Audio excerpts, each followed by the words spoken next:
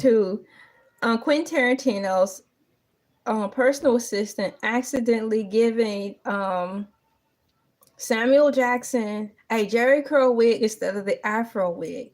Quentin Tarantino originally wanted Samuel L. Jackson in Pulp Fiction to have an Afro, but once again, the public assistant got a Jerry curl wig. Tarantino was enraged over the mistake. However, Samuel L. Jackson used his superpowers, his Marvel superpowers, and persuaded and convinced Tarantino that this will work in light of the NWA movement with the rappers, you know, that infamous police song.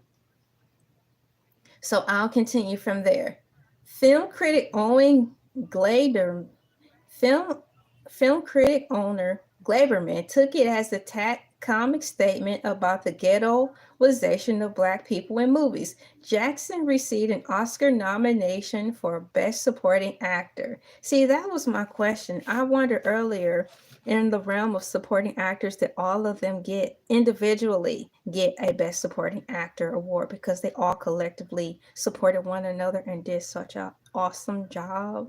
Like, share, comment, and subscribe. Thank you for new people coming into the chat. Thank you for coming in.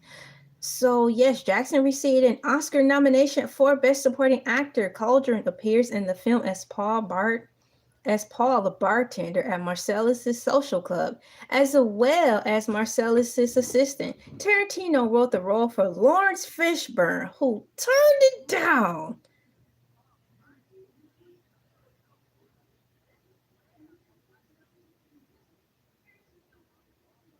He can pull off any role. Fishbone refused it because his team did not see it as a starring role. Oh, come on. Fishburne later said he turned it down because he felt the film glamorized the big H, known as the street pharmaceutical with the big H. And for some reason, it seems like I heard that conversation brought up in the form of a context of an interview where Lawrence Fishburne did turn down a role, not a leading role, but a role in Pulp Fiction. Now, this interview, I think, came around the times, like, let's say when, what's the name of that show he was in? Blackish came out. Probably when Blackish was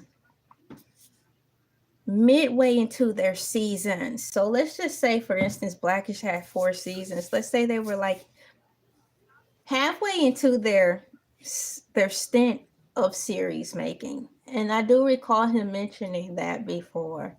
So yeah, so Fishburne simply didn't want to be in the movie because of how they did. He claimed that the film glamorized street pharmaceuticals, starting with the letter H, and it looks like the word hero, but it's not. And I get it because I'm about to roll to my 3rd hour. Maybe at the top of the 2nd hour of this film, I was so shocked that Quentin Tarantino actually had that scene with the the overdose that happened. That whole scene, it really put Caucasian people in a bad light.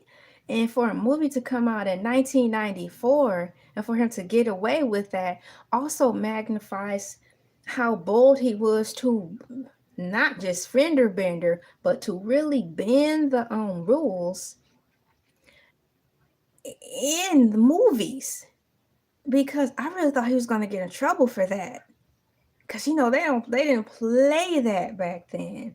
So that movie really it just, to me, shined the light back to where the problem basically originated from in the first place.